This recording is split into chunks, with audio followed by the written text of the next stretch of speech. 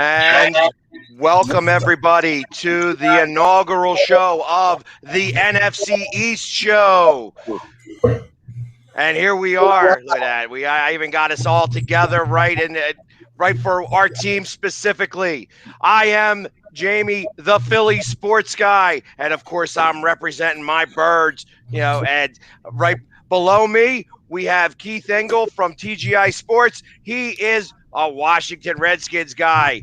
And to the left of him, we have Sneaky G, Stefan Sneaky G, man. He is the Giants guy. And then, of course, you may not recognize him without his big hat on, but that's TruBlu, the Dallas Cowboys fan. And thank you guys all for coming on. And this is a great show. We are live on Northeast Streaming Sports Network and also on Zodiac TV. So we're all excited to be able to do this for our inaugural show.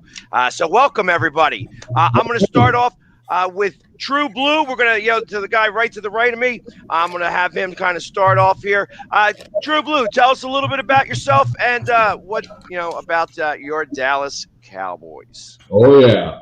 Yeah, TruBlu here. Live here in Texas, Dallas Cowboys, of course, my team. Born and raised a Dallas Cowboy fan, tried and true. Every day, week in, week out, even there is no off season with us. There is none. But, yeah. I'm here to represent the Dallas Cowboy fan base. Hopefully everything will go good this year, even though we're going to be fighting hard for this NFC division. It's going to be go time pretty soon here coming up in the draft. And I tell you, it's specifically with the draft. We'll get to that in a little bit. But you always see the two of us together. Anytime there's an Eagles-Dallas game, they seem to put us right next to each other. So we started to just get tickets right next to each other. It makes it a little bit easier to do it that way. Oh, that's a good-looking guy that I see with Jamie all the time. Exactly. When he's all painted up, he can. I'm not there. No, I'm not there. I'm not there. That's Jamie. That's Jamie. So, anyways, and next we're going to go with Stefan. If I could have you come on. There we go. Bam. Sneaky G. What's going on, everybody? It's your boy Stefan, a.k.a. Sneaky G. But obviously, I lost the bet, so that's why I have all this Giant stuff behind me. No, seriously.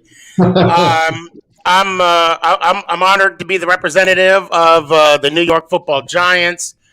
I've been a fan longer than most Dallas Cowboy fans have been alive, and it's an honor to be on the show. Philly Sports Guy, thanks for giving me this opportunity. I appreciate it. You might see Sneaky G. He's on all the social medias. He's got a big everything: TikTok, Twitch, Twitter, Facebook, all that fun stuff. And he's got a couple of podcasts that he's got going on. So he's definitely, you'll definitely find and see him all over the place. We'll talk about that later. Absolutely. And I'm going to bring on now Keith from TGI Sports. Hey guys, good to be with you today. I don't have any snappy intro like our Giant fan. I wish I could. But I followed the NFC East for many years. I may be the oldest guy in the room, and I go back to Coach Allen with the Redskins. So we can certainly take this back as far as you'd like, and the further back we go, the better. Actually, for me. So. Gotcha. For all the Redskins fans, I think the farther back you go, the better. Yeah, the pre-Super Bowl. George Allen and the Over the Hill gang. There you go.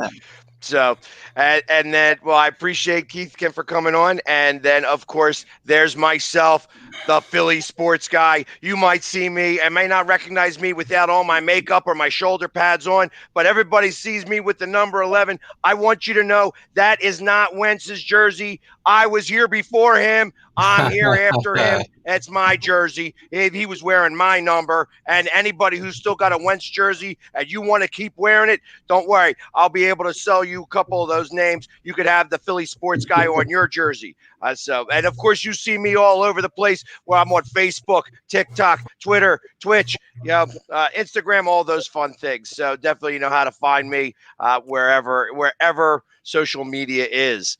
And so let's get started. I'm going to actually start off with the guy who was first in our division this year. We're going to start with Keith. Keith, so obviously last year with COVID being the talk of everything and not being able to get to many games and such like that, and to have a first-year coach to come out and win the NFC East. Talk a little bit about that if you can. Well, it was a great, I think, for the Redskins, especially even in a weak division, right? And in a strange year, I think it was a great year for the Redskins. Ron Rivera is a classy guy to bring into Washington after some of the interesting choices they made for head coaches in the last several years. They made a great run. The defense was exciting. Chase Young is a tremendous already superstar in the league, I think. And there's only better things to come, I think, for the Redskins as we go forward. And to win that division last year, it was a tight race between the four of us. But the Redskins were able to sneak it out and give the Buccaneers a run in the playoffs for at least 3 quarters. So all in all, a successful year, I think, for the Redskins, considering. I agree. I mean, I think that defense is really, really strong.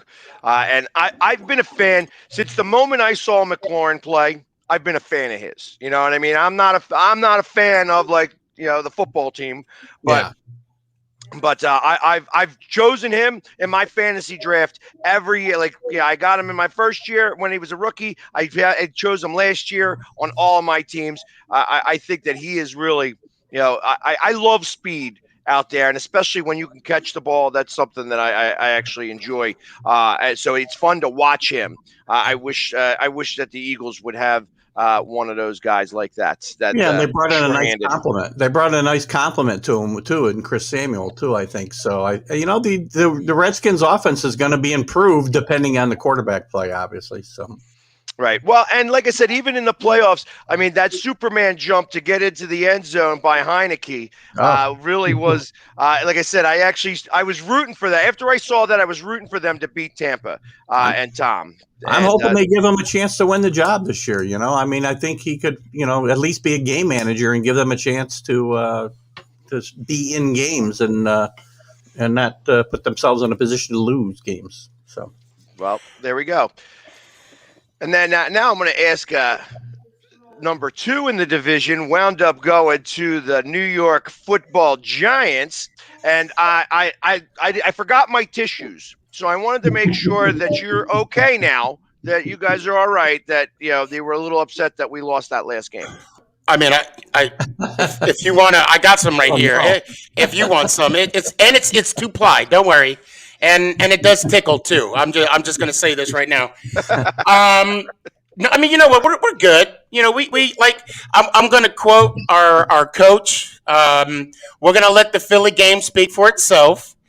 And we had 16 opportunities. We did not capitalize on those. We did have our destiny pretty much in front of us, and we didn't follow through. So I'm really excited for this year, obviously with the signing with Galladay and some other free agencies that I know that we're going to get into. I'm really looking forward to this season. Now, I will say this, as a Giants fan, last year it was awesome to see that we were actually playing meaningful football in January. And I mean, December and January, I'll take that, even though it didn't go obviously the way that I would like for it to. But the fact that we were playing some meaningful football rather than, of course we were worried about the draft pick towards the end of the season, even if we should win the game against Dallas or not. But just the fact that we were playing meaningful football, it brought back that drive. It brought back some experience for our young guys. So hopefully, it'll carry over to this season. And I'm excited. Pressure's on Danny Dimes now, though. Oh yeah, and I'm a defender. I'm a Danny Dimes defender. But yeah, this is the year. This is the year. The only team he had his number was the Washington football team. It seems like that was the only team he was able to beat because he really stunk against everybody else. However, he did start to win a couple of games at the end of the season. So he was Danny Nichols against everybody else. Danny Dimes against the Redskins. Now, might I add, if Ingram would have, okay, Ingram. That's all I'm going to say.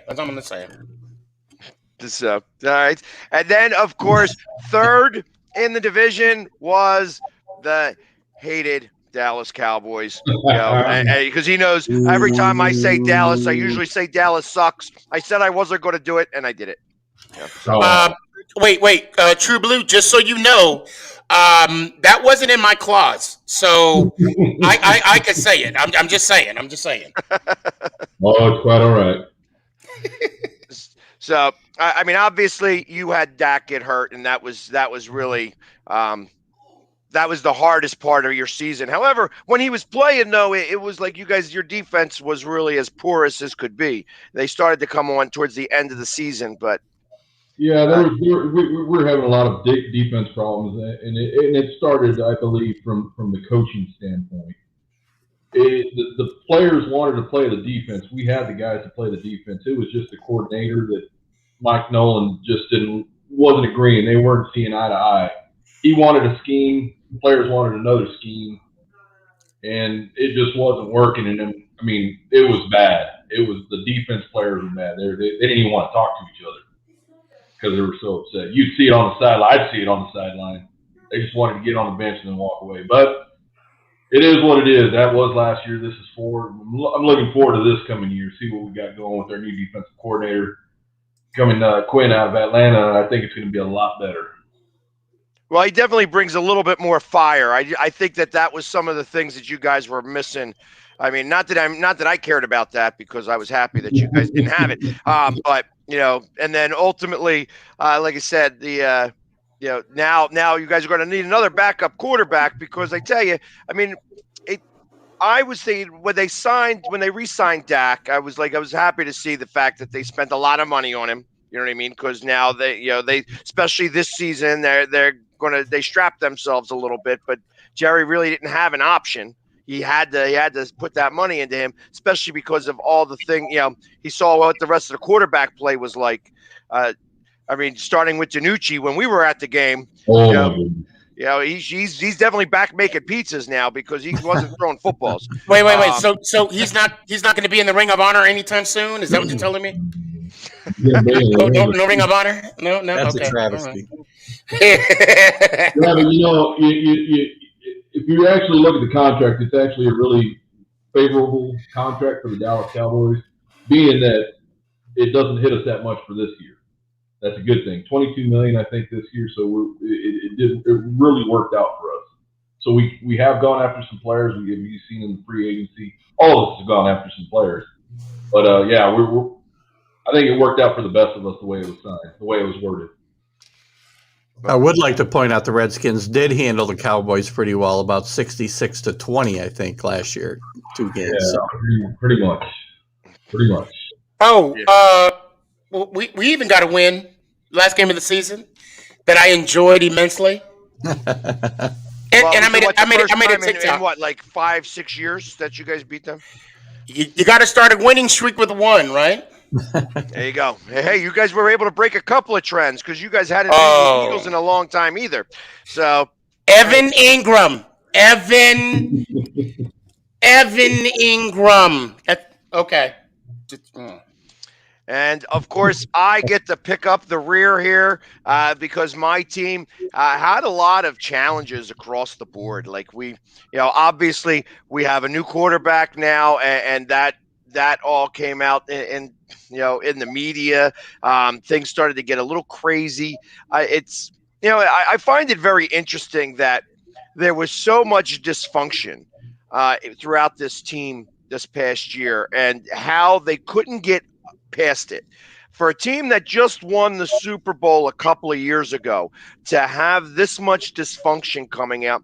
And I think I'm thinking that losing really begets some of that frustration. If you're winning, everything's better. But when you're losing, it just doesn't seem right. And it started with the offensive line being hurt from week one, not being able to have the guys coming in. Peters, actually even beforehand, Peters renegotiating his contract. He was going to play guard, but because he had to play tackle, he wanted more money. And that kind of that could have put a bad taste in everybody's mouth, at least the fans a little bit. And then to have the type of season that he had, along with losing, obviously Brooks was the best guard in the NFL 2 years ago, and then he has tears his Achilles.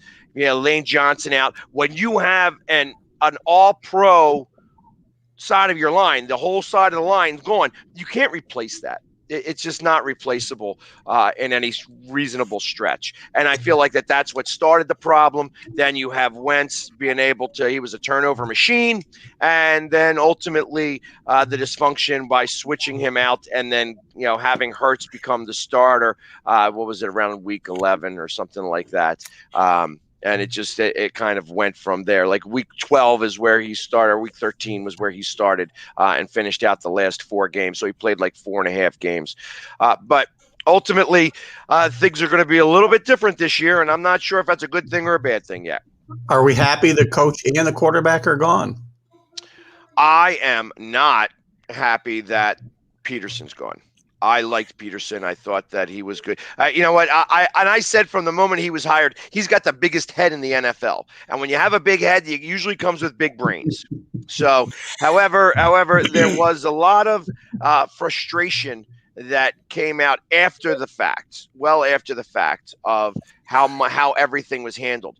I think he was trying to keep Carson Wentz in there, and he was overruled. And now we're finding out more and more that our ownership is like Jerry Jones in Dallas, that he likes to have his fingers in the pie. And ultimately, those fingers, you started to find out a little bit more about what's going on.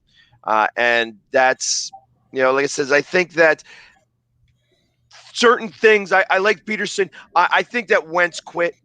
Wentz quit on the team. And ultimately, I remember when we were in Dallas and I was with TruBlu, and I even turned to him and I says, with 8 minutes left in the game, it was still a winnable game for the Eagles. And Hurts was having such a poor outing that I was like, maybe they should put Wentz back in to see if he could salvage this game. And they didn't do it. And because of that, because he didn't do that, I felt that the whole team quit. And that's why he couldn't go back in there. And then, ultimately the ownership felt the same way. Said that, all right, maybe it's time to make the change. Peg, ownership has got to stay out of things. And we've got 3 franchises here that have the same problem, obviously, with ownership and getting too involved in running a franchise. You hire guys to do a job, to put a team together and to coach that team, and you got to let those guys do their jobs. So, Jamie, I'm gonna get on my soapbox. So get ready. I think Doug. I call him Doug because I lost complete respect for the guy. The day after the Giants beat the Eagles, he came on a radio show, and the segue. They just totally demolished him in the segue. Basically saying that the fan base voted 72% of it's the 72% or 75, whatever the number was, percent of the coach's fault as to why the team is losing. And then he comes on and put on a great charade of, and excuse my language, I'm pissed. I'm pissed. We have too much pride. But then what does he do in week 17? When the game is winnable, he loses when it's convenient to him. Now, I'm not talking sour grapes. Jamie asked me this question. He knows how I feel about Doug. He asked me a serious question. He said, if Dallas would have won, would I have felt the same way? The answer is yes, because you can't preach about winning and lose when it's convenient to you. When the game was 17-14, fourth down, kick the field goal. No, they're going to have Jalen Hurts roll to his left, and of course he's going to miss a throw. I'm not saying he did it on purpose. I'm not saying that. Now, and also, let me follow up with saying I'm not mad at the fact that the football team won. No, like I said when we began, we should have controlled our own destiny. We should have won the games that we needed to win. But the fact that, Doug preached about winning, but then he lost. Now, and if you guys were up, football team, if you guys were up 2 touchdowns, I'm cool. But it was 3 points. What was the final score? 20-14? That's a touchdown. Yeah. So to me, Doug is about as real as a $3 bill. He lost the team. You even saw Jalen Hurts on Twitter talking about that ain't right. And there's only one reason why he said that, because it wasn't right. You can't go to that same team the next year, look them dead in the eye, and say, we're going to win it this year. I don't want quitters. You would have had those same players on that sideline week 17. Be like, that's not what you said week 17 last year. I mean, you lost the team, and that's why he lost Philadelphia. I rest my case, Your Honor. So obviously you did need that tissue, didn't you? Oh no! Now I'm woke up. I don't need no coffee. Now I'm good. I don't need no tissue. I'm off my soapbox now. Go ahead. I tell you what. Now, stay on your soapbox for a little bit, because I feel like the team that's done the most in free agency this year, or at least in this division, has been the New York Giants. Yes, sir. Why don't you talk a little bit about that? Well, obviously, the big pickup. Everybody in this, the 4 of us, and the other 28 teams knew that the Giants needed a number 1 wide receiver. That's not, everybody knows that. And we did that by picking up Galladay. He's going to be a great addition to the offense. Arguably, I feel confident enough to say that we may have one of the best receiving corps in the division. I have no problem saying that. And of course, with the re-signing of Williams and Jackson, I mean, the defense on paper looks dangerous. Now Patrick Graham, now he's got to put the philosophy in place. And also with the addition with Rudolph, hopefully. Is that a done deal now or not? Yeah, he actually signed the contract today. Apparently the foot isn't as bad as they thought it was. He'll be ready by training camp.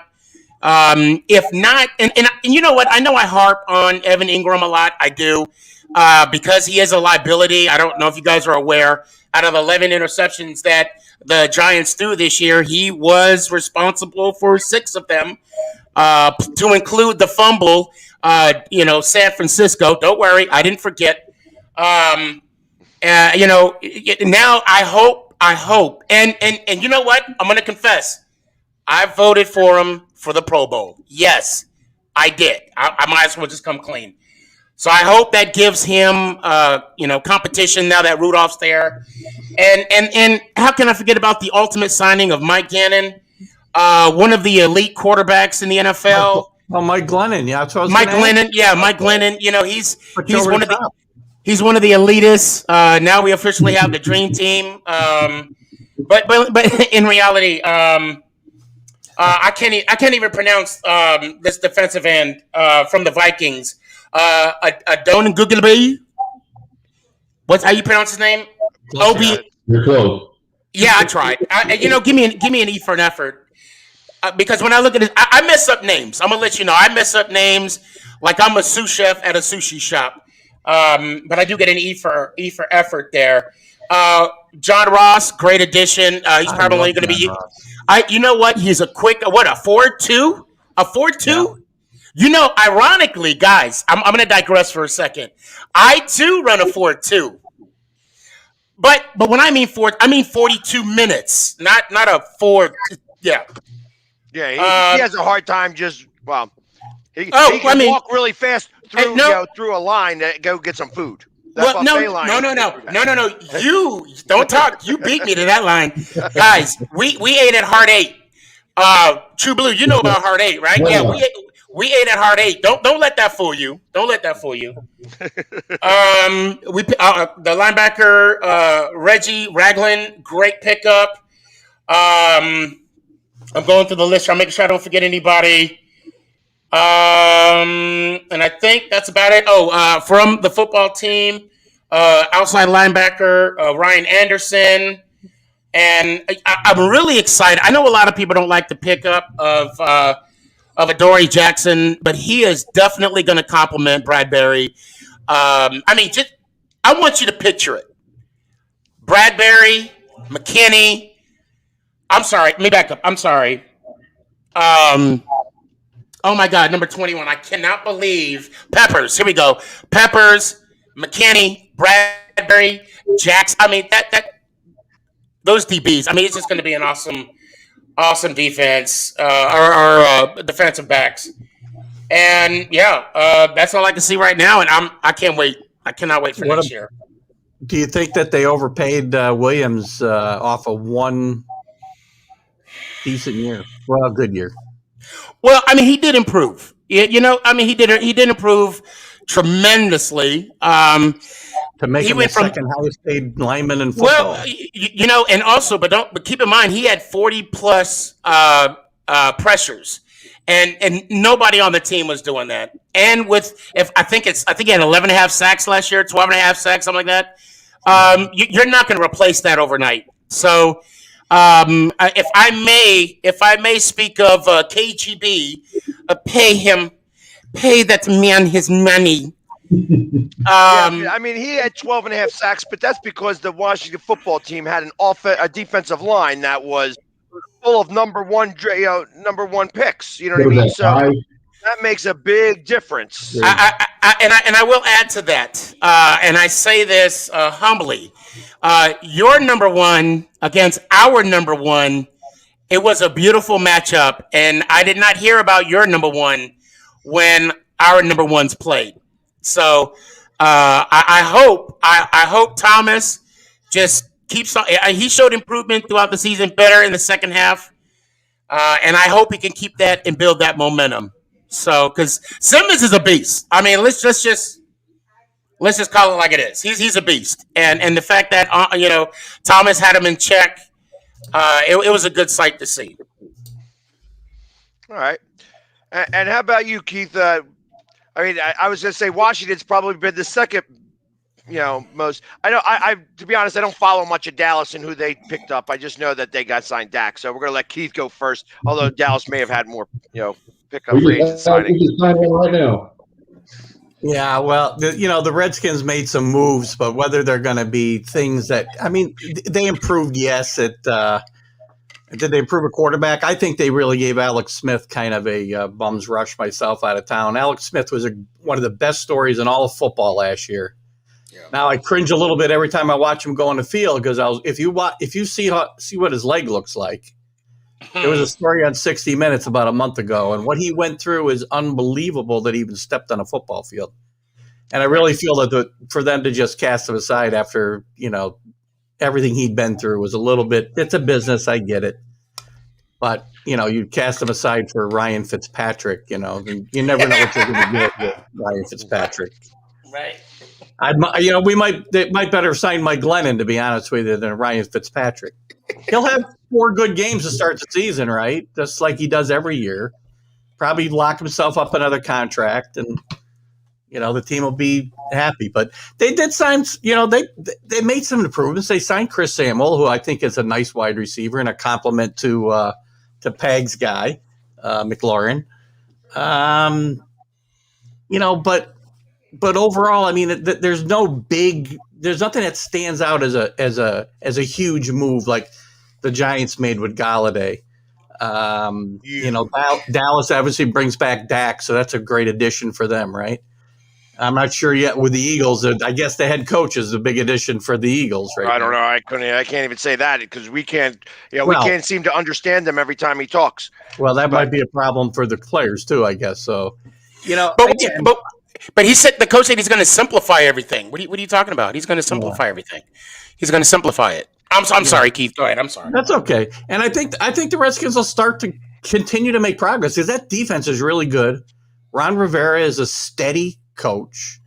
You know, he's not a glamour guy like, I don't know. Like, I'm trying to think who we got here. We don't have any glamour guys in this whole division, right? Joe Judge isn't a glamour guy. No, Sure. not at all. McCarthy's not a glamour guy, and the speechless wonder and the Eagles certainly isn't showing any glamour yet. Peterson would have been the big glamour guy in the division if he'd stayed. But I think the Redskins they'll be competitive and probably be in play for a playoff spot, assuming Fitzpatrick doesn't turn into Fitzpatrick late in the season. Well, and he's good at that. He's good at turning back into Fitzpatrick. Yeah, he is. That's the problem. Maybe by then he won't be playing. Maybe Henke or maybe I doubt Kyle Allen's going to get a shot, but who knows? And I think that Kyle Allen is like the coach's guy, right? Like I thought that was. Yeah, he does like him a lot. Yes, he came from Carolina, so he's got some experience with him. So look at it; could be an open competition in training camp. You can't just you just can't say to Ryan Fitzpatrick, here, it's your team. I don't think, not at this point in his career, or probably any point. I'm not a Ryan Fitzpatrick fan. Never was. Again, right. This guy made more money playing about 10 good football games in his career than anybody I've ever seen. But God bless him, right? So right. I think they'll be competitive because, again, I think they've got a really solid base on defense and enough weapons on offense to keep them honest, and they got a good head coach. Well, that we'll be able to see. And then, of course, TruBlu, they said the biggest signing that I heard of was Dak. But, I mean... we just got, just as of 15 minutes ago or so, we got Jaron Kearse, safety from Detroit. He agreed to a contract, so that's good news for us. I mean, we actually signed 3 safeties. Actually, one's visiting tomorrow. Malik Hooker is going to visit tomorrow. So I believe we're pretty good at safety. We need a lot of defense. And I need somebody on the defensive line more than anything. I need a nose. I need something going on. But, yeah, we've got the one other one I'm happy with is Carlos Watkins, that defensive tackle that just came in. We got him on a 1-year contract. I'm hoping Ant Quinn does something for us, and I think he will. I think now that he'll be the coordinator, the defensive coordinator, he doesn't have to worry so much about what's going on the other side of the ball as he did in Atlanta. So I'm thinking our defense is going to really stick it up a bit. Well, you need to because you guys stunk out loud last year. Oh, yeah, we did. Not that we were any better. You know what I mean? So, I think that, I feel like that Schwartz – first off, I was happy that Schwartz was going to move on. The fact that he announced it 3 weeks left in the season made me think that was kind of a proof that he was quitting. I kind of felt like that there was a lot of things that happened last year that people just started to quit a little bit, and that kind of made me feel a very specific way. But I was tired of Schwartz's defense, this bend don't break defense, and it I feel like that the defense cost us a lot of games last year. The not getting off the field on 3rd and 15. I don't know how many times that actually happened where 3rd and 15 occurred and then they wind up making the first down. It bothered me to no end that would continually happen because you would play this prevent defense, for 3rd down, and they would wind up passing it underneath and then running for the first down because they couldn't make a tackle. So it really kind of frustrated me that they weren't able to get off the field, and it cost them a lot. It wound up costing them, I feel like, a few games there. Our big signing was Flacco, and we also signed a couple of safeties. Anthony Harris, which is a really good signing from the Vikings as a safety, and then Andrew Adams, who was just with Tampa Bay, so getting a ring. I like guys that have won championships. I feel like that brings a certain swagger to a team that doesn't have the swagger. I mean, there's still a couple of guys here that that were on the championship team. I think that the offensive line coming back is going to help Hurts. this year. I don't know that Hurts is the answer, but I guess we're going to find out because Flacco is not going to be the guy. I mean, I don't think that there's any type of competition whatsoever to compete for the starting job. I think it's Hurts is to lose or to get hurt on. If he gets injured, that's the only reason why Flacco would be become the starter here. But I'm interested to see what this coach does. I find the fact that he can't do a press conference doesn't really faze me in the slightest bit. I'm not concerned about how he talks to the media. I'm concerned on how he talks to his guys. And from what I understand, he's a really good coach. He's a good players coach, and they seem to like him, and they seem to want to play for him. So I hope that is really true. I like the fact that I like the fact that the Eagles like to take a little bit of risk against guys that are lesser known, because those lesser known guys seem like they have a lot more to prove. I mean, it started with Andy Reid, and then went to Chip Kelly, but Chip Kelly, we don't talk about him very much. And then to switch over to Peterson, and now Nick Sirianni. So my expectation is that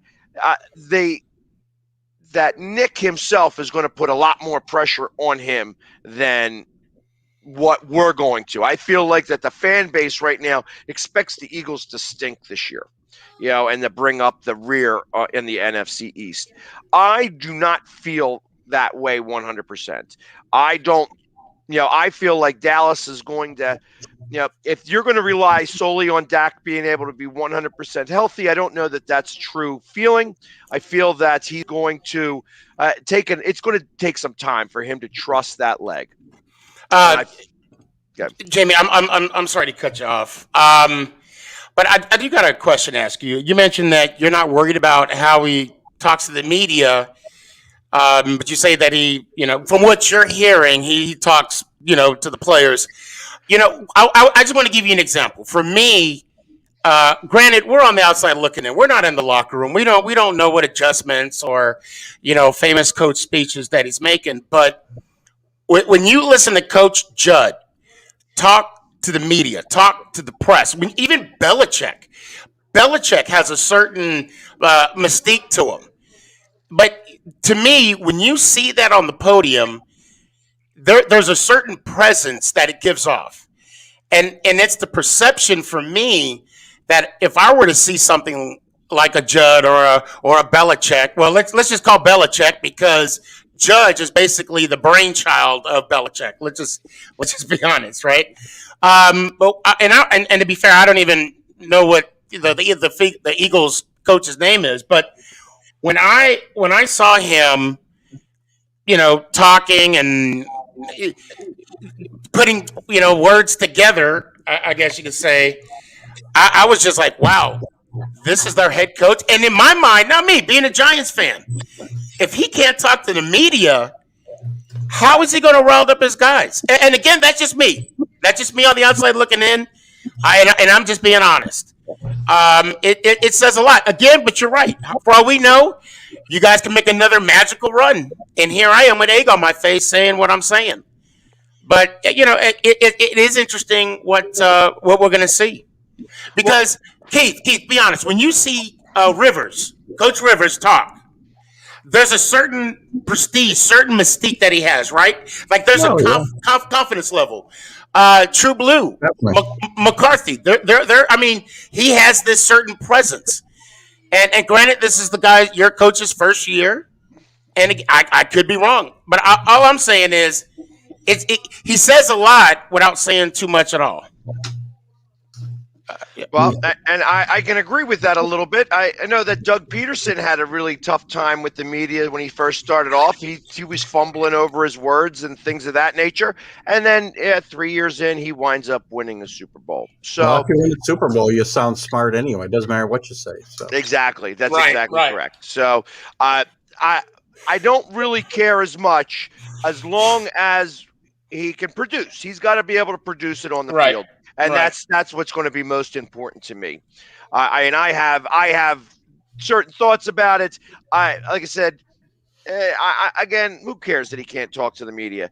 If he starts to fumble things too much, if he's winning games, he's going to figure it out really quickly. You know what I mean? Yeah. If they're throwing tough questions at him, you know, being in that Philly market, he's going to find out real quick. that is correct. Because if he's losing and they're not showing anything, he won't last very long. It will be not for long in this NFL here. Oh, you know what definitely. I mean? If that's the case. So my expectation is that he will. He's going to. They said he's going to put a lot more on his shoulders. He has no choice. He has to do really well, and that's how he feels. And that by doing that, he's going to be working the long hours. Same thing with like Dick Vermeil. Although Dick Vermeil was, when he came on, he put in 18, 19, 20 hours. I mean, this is a thankless job to be a coach of an NFL team that you never take off. You're always operating, and you never get much sleep. I mean, that's how Belichick lives his life. It's like he hasn't slept in like, 35 years now. But I mean, he's also, been the coach that been to the most Super Bowls. So, I mean, there's something to be said for that. And it's, I hopefully that we'll be able to grow with that as well. Like I said, I'm interested to see. I don't care how he talks. I want to see how it produces out on the field.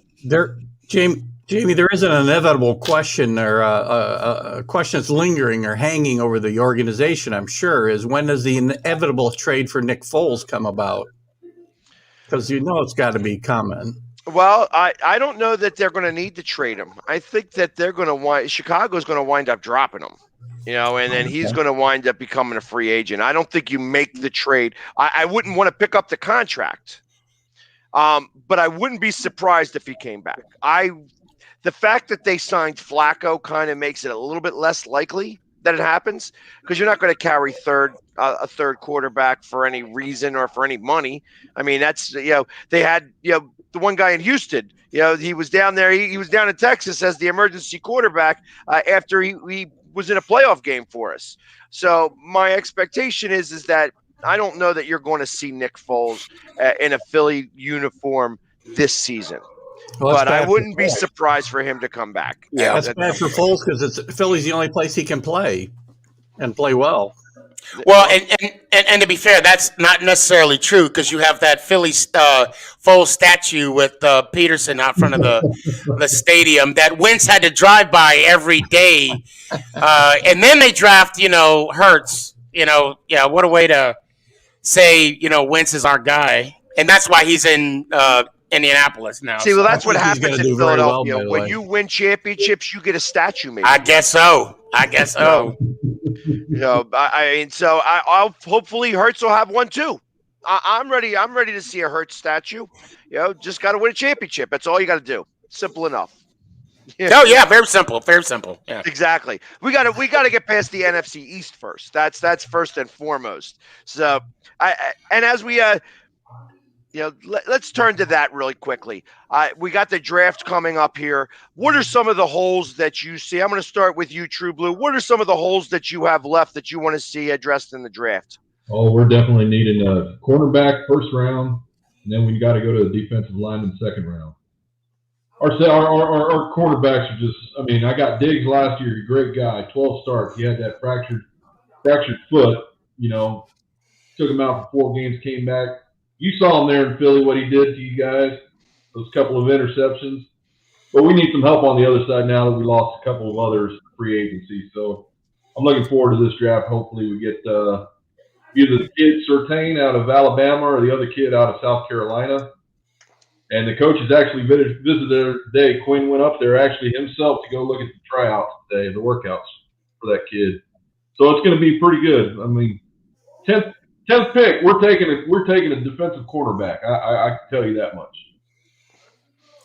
Well, and it's funny because I'm never one to do many mock drafts, and I was asked to make the pick for the Eagles, and since they asked me not to do a trade, so I was like, all right, because that'd have been the easy way out. I think I could have traded, but I chose Patrick Surtain with my pick.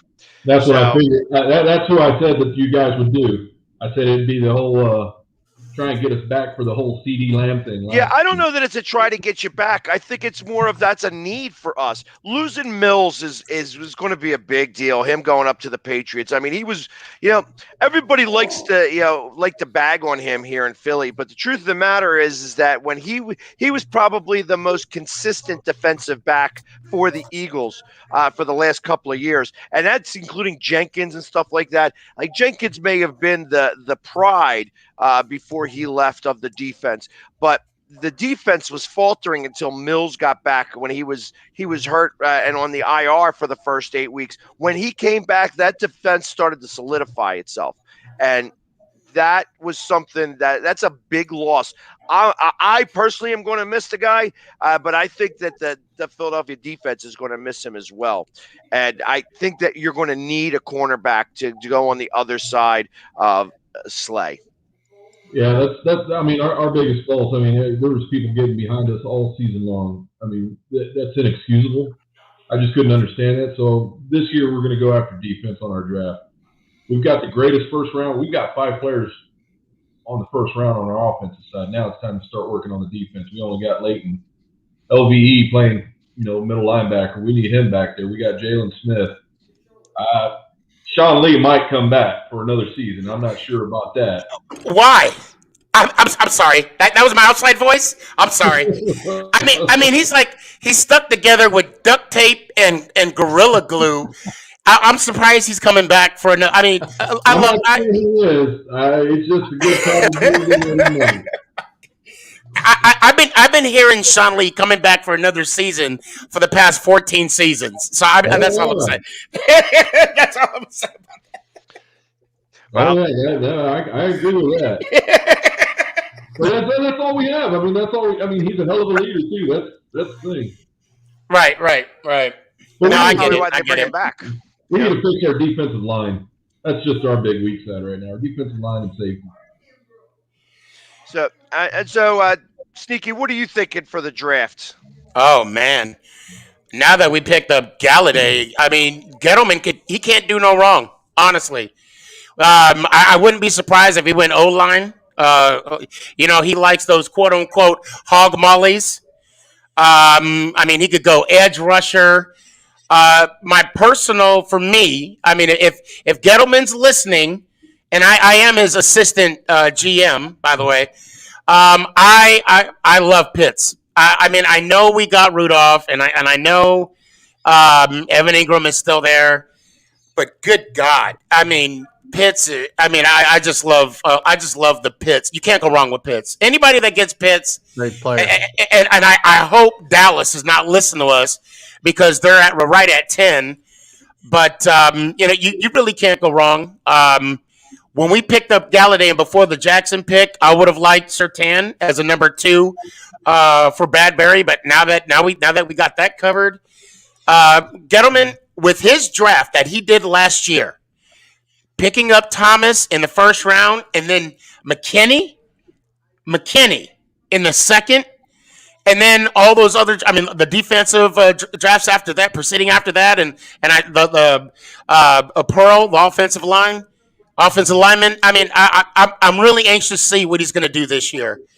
But to answer your question, it doesn't matter. Offensive line, edge rusher, linebacker. I mean, Gettleman can't go. For me, I would love to have Pitts. I think Pitts is going early. I know. I know. Yeah, I know. He's gone way before 10. Oh yeah. Oh yeah. They're saying Philly's going to pick him up. I've heard Philly a lot too. Yeah.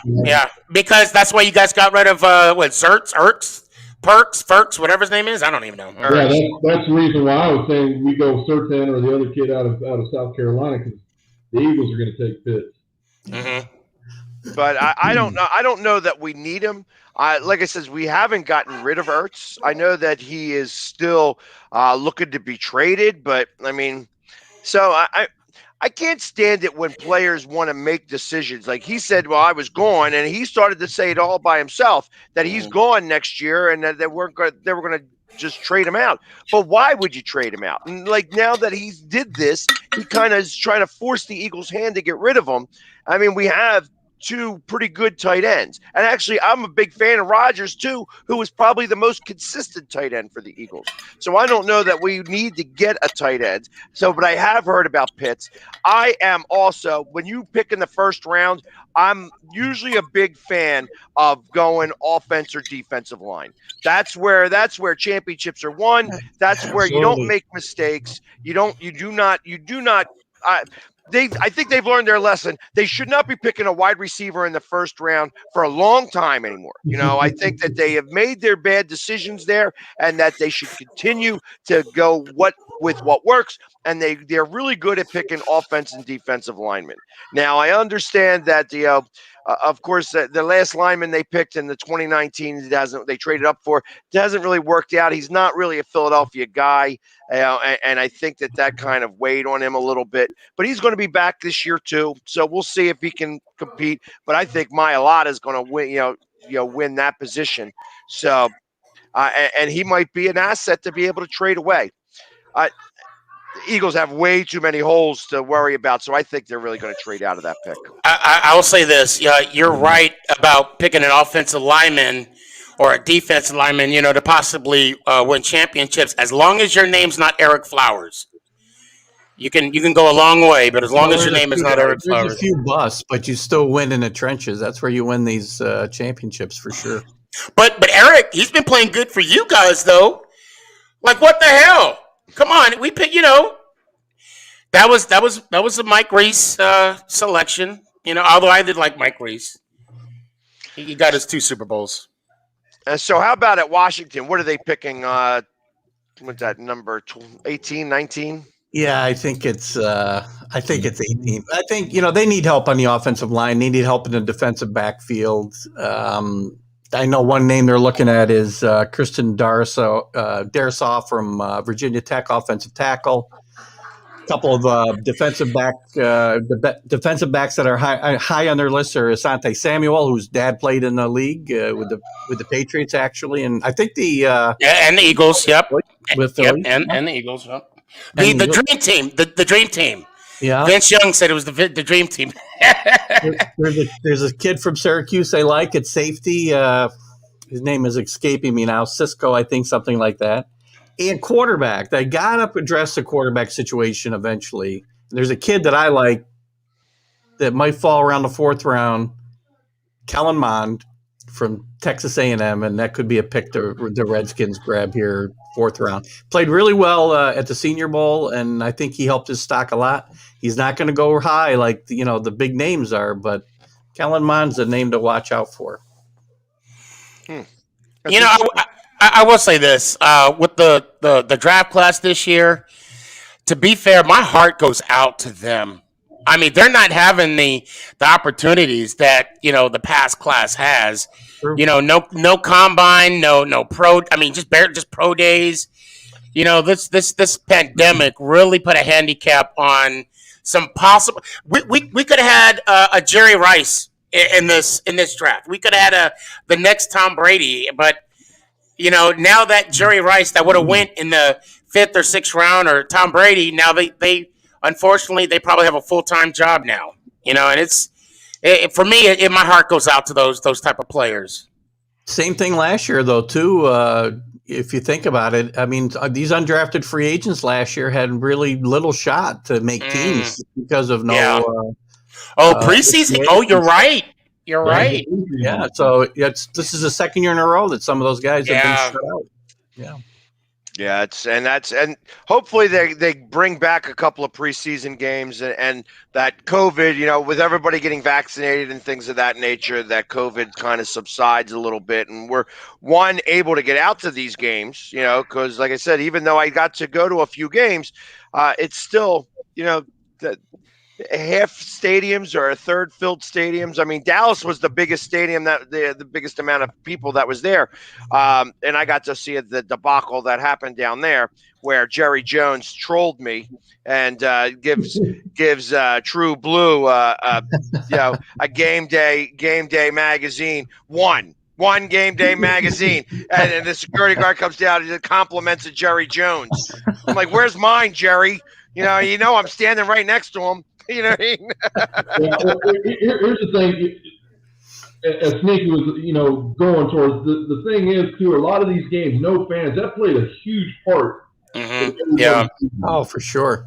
Yeah. They weren't able to feed off what we were doing for them. It was, I mean, when I went to Cincinnati, when I went to Philly, those it was hard for the teams to feed off of one another, and and those stadiums that didn't have any crowds.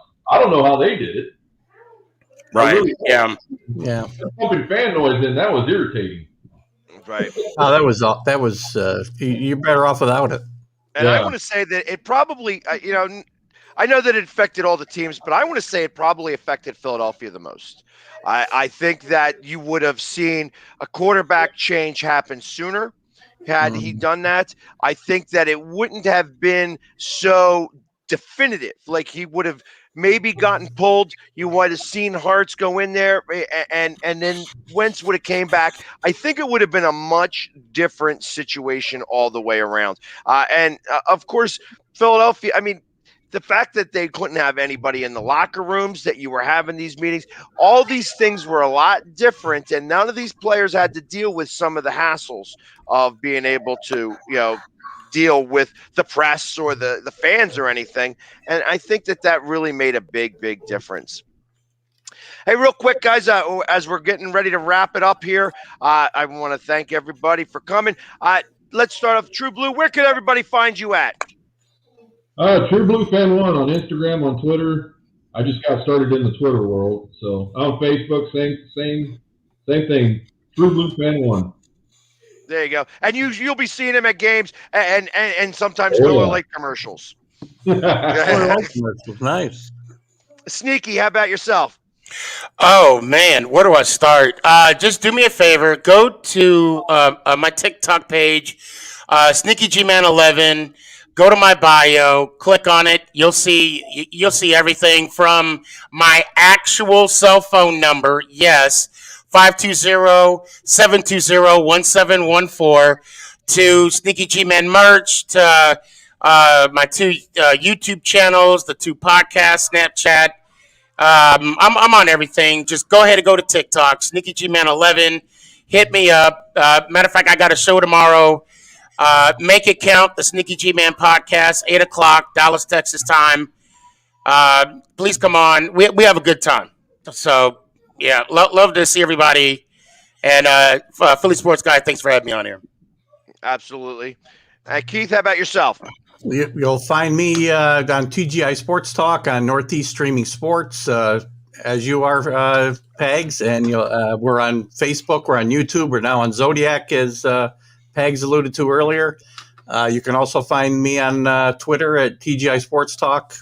I forget my hashtag, damn it. I'm new to Twitter as well, but you can find us there, and we're growing on Northeast Streaming Sports. I'm excited all the stuff going on there, man. Let's go. Yeah, it has been crazy. We started Northeast Streaming Sports was just even a little bit like a twinkle in somebody's eye. Next thing you know, we got a whole bunch of followers. We're getting on TV. So I definitely I want to thank all the viewers for watching the show. And like I said, we're on Northeast Streaming Sports. You've seen me on TikTok. You see me all over the place, so you know where to find me. Sometimes I got makeup on, sometimes I don't. But I also want to tell which is which, though. Which is which. Exactly. Well, usually when the makeup comes out, I'm much louder. I just got one last thing to say, if I may. Let's go Giants! Oh! No. Oh, yes. See, that's not how we end the show here. That's not how we end the show here. We end the show, go Birds. But that's beside the point. Listen, I want to thank everybody for watching us. And like I said, not only on all the social medias, but now on Zodiac TV. So thank you for having us on there tonight. It was a great show, guys. I really do appreciate it. And we're going to be doing this on a weekly basis. So we didn't even get through all the topics that we wanted to go through. We had a lot more to talk about, and we'll see you guys all next week. So thank you again for coming on. Let's go Birds. See you soon. Thanks, guys. Have a good one.